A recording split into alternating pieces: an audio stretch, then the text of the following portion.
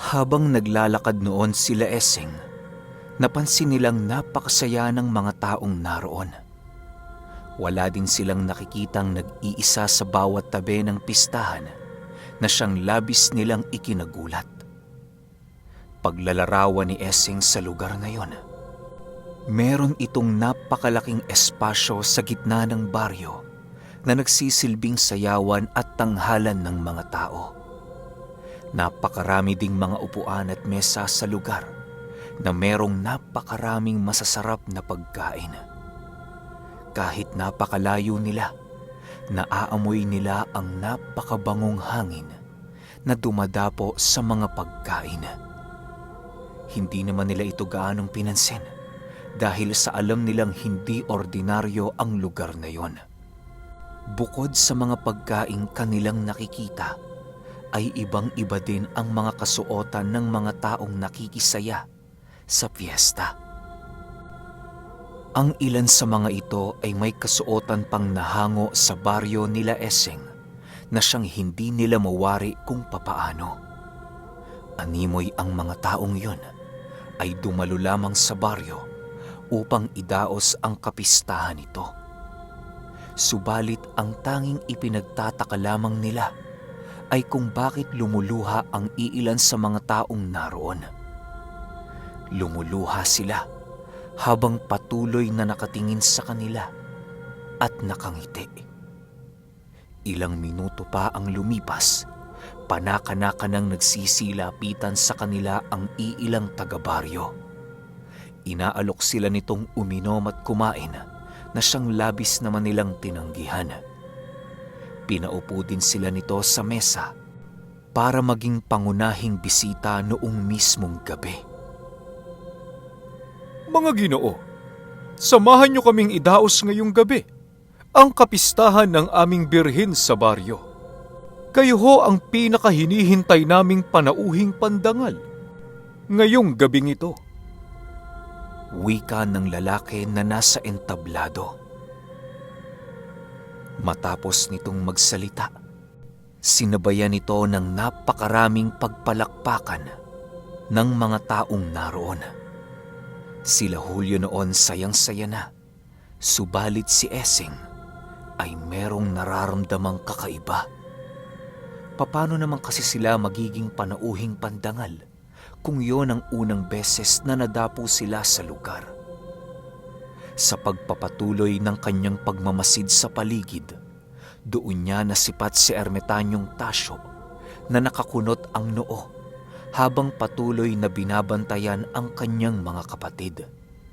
Marahil ay alam na nito ang mga nangyari sa baryo, ngunit nananatili lamang itong tahimik. Maigi na din ang pagkakahawak nito sa kanyang punyal na parabang nakahanda na itong umatake anumang oras. Sa pagpapatuloy ng kanilang paglalakad, ninais na nilang sulitin ang pagkakataong yon upang sila ay makalayo sa lugar. Subalit ng akmang makakalabas na sila, bigla silang hinarang ng napakaraming tao dahil sa nag-umpisa na umano ang sayawan. Eseng, pagsabihan mo ang iyong mga kapatid na kahit na anong mangyari, huwag nilang iaalis sa kanilang isipan ang inyong misyong ginagawa. Nakikita mo yung mga nakaupong tao sa gitna ng pista? Mga biktima yan ng mga lasong ipinainom ng mga nilalang na taga rito. Kapag nagawa mong uminom ng kahit isang patak ng kanilang inumin, hindi mo na mamamalayan ang pananatili ng iyong katawan sa lugar na ito hanggang sa tuluyan kang mamatay. Wika ni Ruben. Dagdag pa nito na ang lugar na kanilang tinungo ay isang pugad ng mga mambabarang na merong dugo ng mga engkanto. Nananalaytay din sa mga ito ang dugo ng isang aswang na siyang nagpapataas ng kanilang posisyon sa lipunan. Subalit nagagawa lamang nilang gamitin ang abilidad ng isang aswang kapag dumating ang gabing wala ng buwan. Doon na din mag-uumpisa ang kanilang pagpapalit anyo hanggang sa tuluyan na nilang magamit ang kanilang kakayahan bilang isang uri ng aswang na kalahating mambabarang. Matapos itong malaman ni Eseng, agad din naman niya itong ipinagsabi kay Ermetanyong Tasyo upang ito ay balaan sa kanyang mga nalaman. Lolo Tasyo, mukha ho yatang hindi maganda ang kalagayan natin sa lugar na to. Wika niya sa kanyang guro. Nang marinig ito ni Ermetanyong Tasyo, tumangulang naman ito at dahan-dahang itinuro ang kanyang mga kapatid na nahuhulog sa patibong ng mga nilalang. Lahat ng pagnanasa noon nila Eseng ay patuloy na inaalok sa kanila upang tuluyan nilang malimot ang uri ng mga nilalang na kanilang nakakasalamuha. Babae, salapi, mutya, mga gamit, lupain, at kung ano-ano pa ay patuloy na inaalok sa kanilang pangkat upang magawa lamang sila nitong linlangin. Nang masipat ni Eseng ang paglapit ni Julio sa isang magandang dilag, ay agad din naman niyang pinuwing ang mga mata nito upang magawa niyang mailihis ang atensyon ni Julio. Dahil sa pagsaboy ni Eseng ng maliit na buhangin, kung kaya't hindi na nagawa pa ni Julio na muling tingnan ng dilag. Patuloy lamang ito sa paghawak sa kanyang mata para maibsan ang kanyang sakit na nararamdaman. Julio, huwag kang lumayo sa amin kung ayaw mong mamatay. Pagtiyagaan mo na muna yung sakit ng iyong mga mata dahil para rin naman sa'yo yan. Wika ni Eseng. Sa pagpapatuloy ng kanilang paglalakad sa pistahan, marami silang nakikitang mga ordinaryong nagsasaya, subalit hindi naman talaga masaya. Animoy napipilitan lamang noon ng mga taong itong gawin ng bagay na yon, alinsunod sa mga nilalang na kumokontrol sa kanila. Ilang minuto pa ang lumipas, bigla namang hinarang sila Eseng ng mga kalalakihang naiiba ang mga kasuotan na tila ba matataas ang antas ng mga ito. Hindi sila nito nalalapitan, subalit alam nila Eseng na meron itong binabalak na kakaiba. Sa pagsilay nila sa mga taong yon, ninais nilang maghanda sa kanilang kinaroroonan dahil sa pakiramdam na hindi sila nito palalagpasin ng basta-basta. Tahimik kaming dumaraan sa lugar, kaya padaanin niyo kami. Hindi kayo ang pakay namin. Subalit kung kami ay inyong pipilitin, mapipilitan kaming lumaban upang iligtas ang aming mga sarili.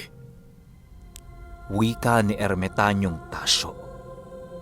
Nang marinig ito ng babae, tumawa lang naman ito habang dahan-dahan itong lumalakad, papaunahan sa mga kalalakihan na nakatitig kay Eseng. Sa isang iglap lamang, biglang nagbago ang kaanyuan nito na halos kasing wangis na ito ni Obet. Kuya, nandito sila itay at inay sa lugar na to. Manatili ka na rito, pakiusap. Para naman makasama mo kami habang buhay. Kuya, matagal ka na naming hinihintay. Umiiyak na wika na nagpapanggap na si Obet. Nang marinig ni Eseng ang sinabi nito, ay tila ba hindi niya nagawa pang makagalaw sa kanyang kinaroroonan. Gulat na gulat siya noon dahil sa tila ba hindi niya magawang pigilan ang kanyang sarili kahit alam niyang ilusyon lamang ang lahat ng iyon. Gayunpaman, kahit alam ni Eseng na malapit na siyang mahulog sa patibong nito, ay humanap siya ng paraan upang maisalba ang kanyang sarili. Walang sabi-sabi, agad niyang hiniwa ng kanyang sundang ang kanyang kamay upang magawa niyang maibaling ang kanyang atensyon sa sakit na kanyang nararamdaman. Sila Manong Timu naman noon, piniling maglagay ng piring sa kanilang mga mata habang patuloy na nakahawak sa bawat isa. Tanging si Ermitanyong Tasyo at si Eseng na lamang noon ang nagsisilbi nilang mata sa paglalakad nila sa baryo. Ilang minuto pa ang lumipas, napagpasyahan na ni Ermitanyong Tasyo na daanan ang mga nilalang na yon upang tuluyang lisanin ang lugar. Hindi naman sila nito na kayang pigilan dahil sa alam niyang mahihina lamang ang kakayahan ng ganoong uri pagdating sa pisikal na kombate. Ang tanging nakakatakot lamang sa mga ito ay ang kanilang abilidad pagdating sa pambabarang at panlilinlang ng mga tao. Sa paglagpas nila sa mga nilalang, ay nagawan pa sila nito ng kahuli-hulihang babala na siyang labis namang ikinagalit ni Ermitanyong Tasyo. Pansin kong kukunin niyo ang libretang aming nais. Sige, kunin niyo para sa amin. Wika ng babae.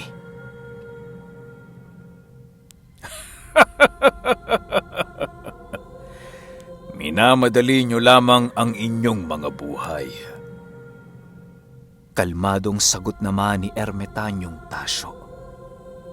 Matapos niyang makapagwika, agad din naman silang naglakad ni Eseng papalayo sa baryo.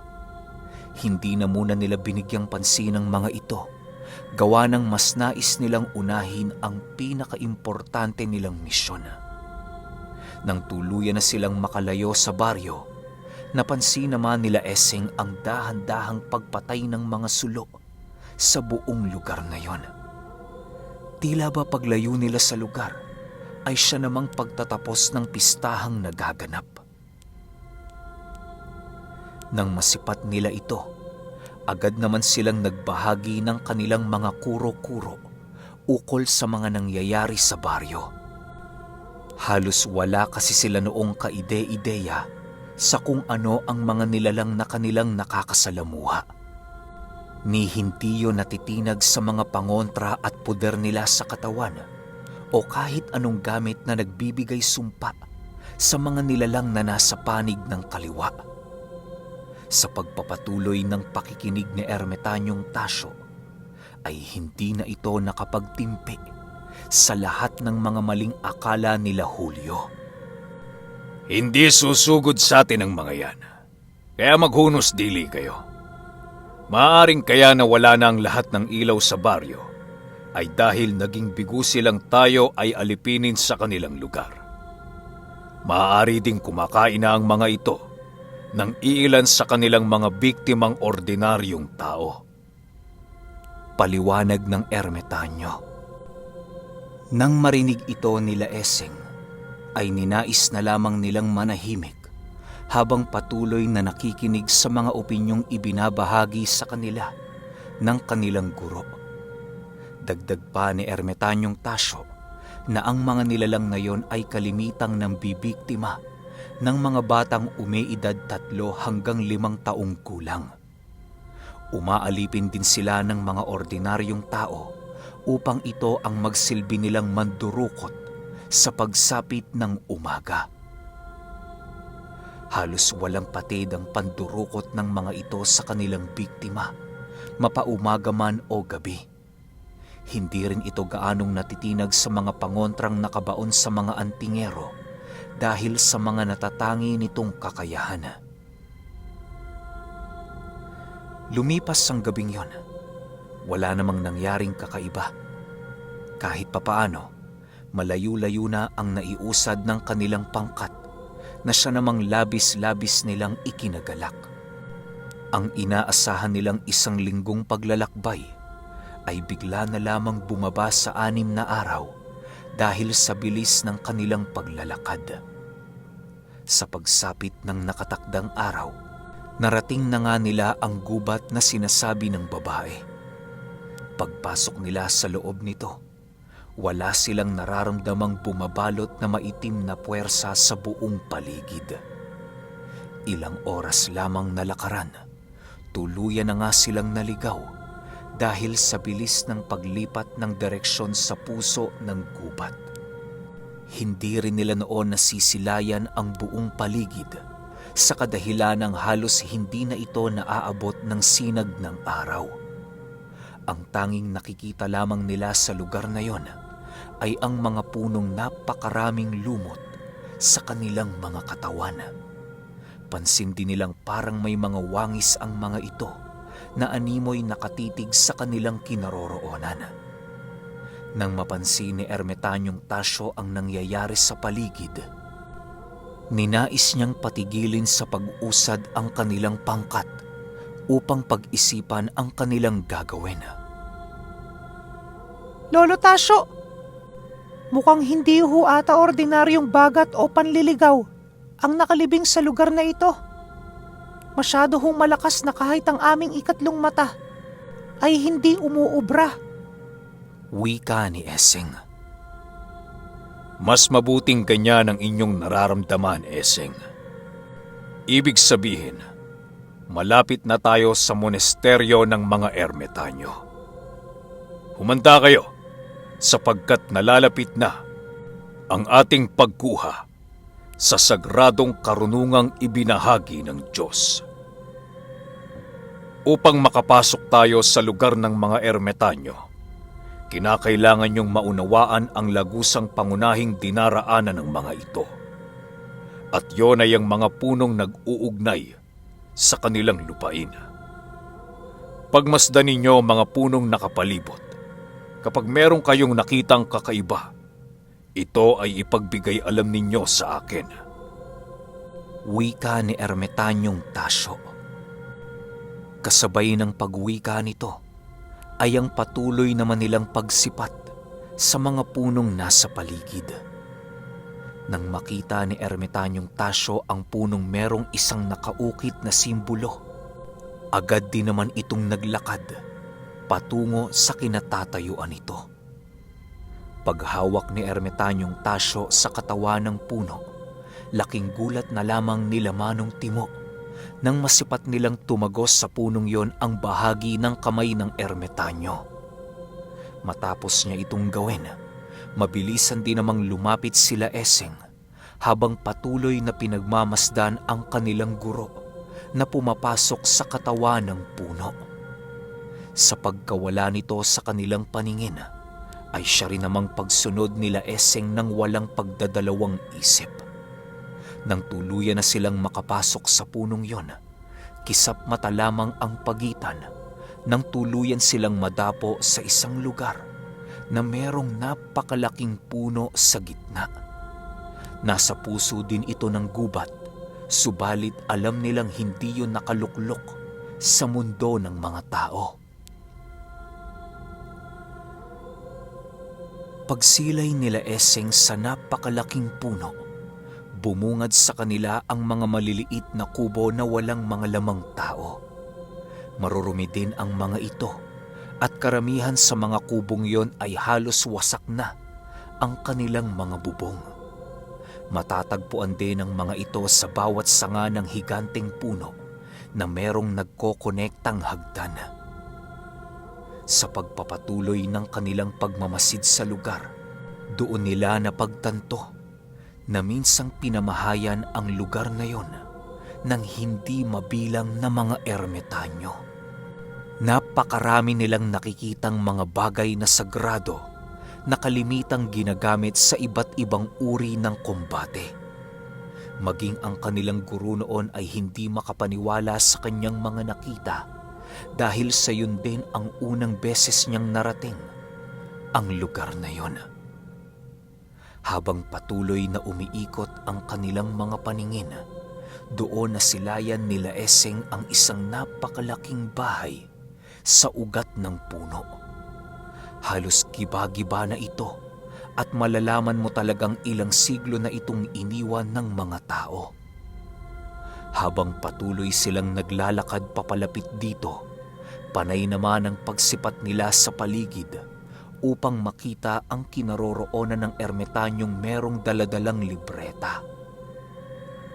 Ilang minuto pa ang lumipas, nagawa na nga nilang lumapit sa lugar na yon na punong-puno ng pag-iingat. Ninais nila noong huwag makipag-usap sa kanilang mga kasama upang maiwasan ang mga pangyayaring magdudulot ng pinsala sa kanilang mga katawan. Nang tuluyan na silang makapasok sa bahay, bigla na lamang bumungad sa mga mata nila Esing ang isang bangkay na tinubuan na ng mga damo at halaman. Nakahandusay lamang ito sa altar ng bahay na yon at meron itong daladalang isang maliit na libreta. Sa puntong nasilayan nila ang libreta nito, agad naman nilang nakumpirma na yun na ang kanilang hinahanap. Paglalarawan ni Esing sa libreta, meron itong kulay gintong mga pahina na gawa sa isang matalinghagang papel na hindi basta-bastang nabubulok. Kahit nalapatan na ito ng mga ugat ng maliliit na puno, hindi pa rin nagagawang masira ng libreta. Sa unang parte ng libretang yon, bumungad sa mga mata nila Esing ang simbolong ibinigay ng Panginoon sa tao. Animoy sa pagtagal ng pagtitig nila sa gamit na yon, patuloy silang nakakaramdam ng hindi maipaliwanag na kabanalan. Lolo Tasyo, totoo nga ang kwento ng bata. Subalit, papaano ho natin makukuha yan sa namamahingang ermetanyo? Takang tanong naman ni Manong Timo. Maghintay na lamang tayo, Timo, sa mga mangyayari. Alam mo naman, hindi basta-bastang makukuha ang mga bagay na merong halaga. Sagot ng ermetanyo. Kasabay ng pag-uwi ka nito ay ang dahan-dahan naman niyang paglapit sa kinaroroonan ng ermetanyo upang kunin ang pinakainiingatan nitong kayamanan. Habang papalapit dito si Ermetanyong Tasyo, nararamdaman niya sa tagapagbantay ng libreta ang dahan-dahang paggising nito. Animoy sa bawat hakbang na kanyang ginagawa ay siya namang dahan-dahang pagbuhay ng Ermetanyong tagapagbantay. Ilang minuto pa ang lumipas. Biglang dumilat ang mga mata nito na siyang agad namang ikinagulat nila Ermetanyong Tasyo. Sa pagsilay nila sa kulay bughaw nitong mga mata, doon nila nasilayan ang mga nangyari sa nakaraan. Walang sabi-sabi, mabilisan naman noong umatras si Ermetanyong Tasyo upang paghandaan ang mga susunod na mangyayari. Nang tuluyan ng makatayo ang ermetanyong yon, ay halos hindi maiwasan nila Esing ang kabahan ng mabilis. Alam nilang napakalalim na ng aral nito dahil sa milenyo na itong nananahimik sa lugar. Habang patuloy itong lumalapit sa kanilang kinaroroonan, nananatili naman silang walang imik at patuloy lamang na nakatitig sa nilalang. Paglalarawan ni Esing sa ermetanyo, meron itong sandalyas na gawa sa kahoy.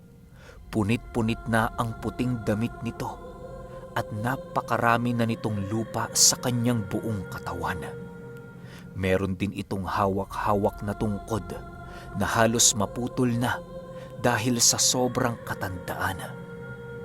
Butot balat na din ang ermetanyo at halos lumuwa na ang mata nito sa kanyang pagmumuka. Meron din itong daladalang isang mahabang kwintas na siyang kanyang ginagamit sa lahat ng uri ng pagdadasal. Mahaba na din ang buhok nito sa kanyang buong katawan at halos tuluyan na itong namuti sa paglipas ng panahon. Kulukulubot na din ang mga balat nito, subalit patuloy pa ring bumabakat sa kanyang katawan ang dating hubog ng kanyang kabataan. Nang tuluyan na itong makalapit sa pangkat nila Ermetanyong Tasyo, ay nananatili lamang itong nakatitig habang hindi umiimik. Animoy inaalam nito ang kanilang gagamiting lengguwahe upang magawa niyang makipag-usap sa kanila nang hindi nahahadlangan ng lengguwaheng kanyang alam. Habang nagmamasid dito sila Esing, bigla namang itinaas ng nilalang na yon ang kanyang kaliwang kamay na siyang hudyat upang sila ay magsalita sa kanilang pakay.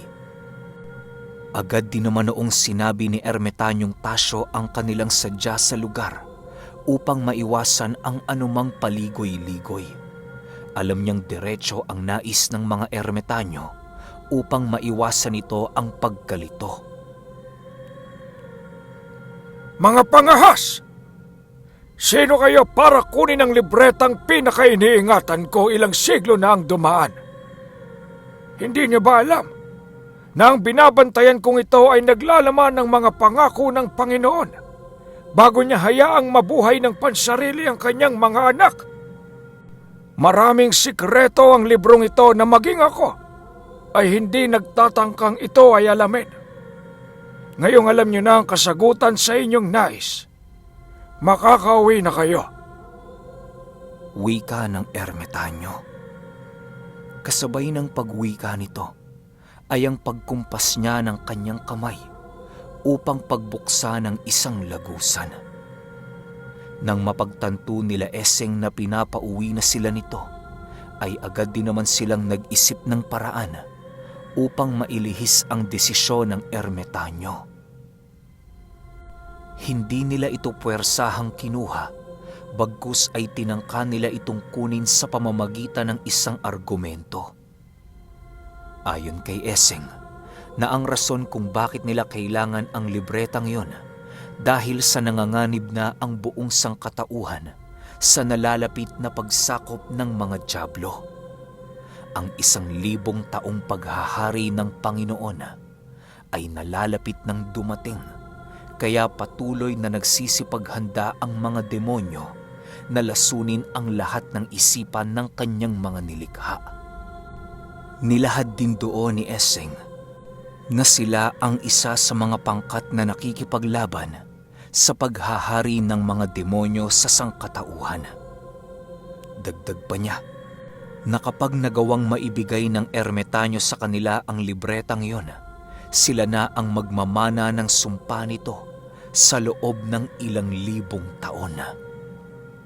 Nang marinig ito ng Ermitanyo, ninais niya itong pag-isipan sa loob ng ilang oras. Hindi naman siya noon gaanong kinulit nila Eseng dahil sa alam nilang may tsansa na maaaring umayon sa kanila ang pagkakataon. Ilang oras pa ang lumipas nang akmang magsasalita na ang Ermitanyo, bigla na lamang itong naagnas nang sa hindi malamang dahilan. Gulat na gulat noon sila Eseng, gawa ng walang rason sa maaaring maging kamatayan nito.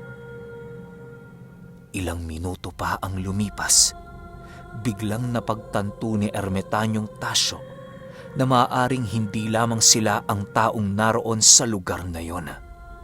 Maaaring may nanglason sa Ermitanyo kung bakit nawala ang sumpa sa kanyang katawan na siyang nagpapanatili ng kanyang buhay.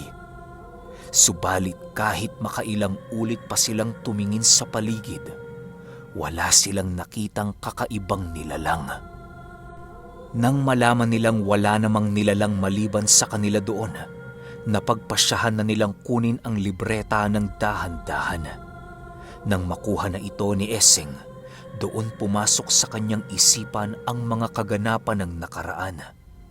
Nalaman din niya ang mga kasagutan kung bakit nag-iisa na lamang ang libretang yon noong pangkasalukuyan. Okay, sunod kagad natin yung 24 para hindi na kayo mabitin. Yun lang. Salamat.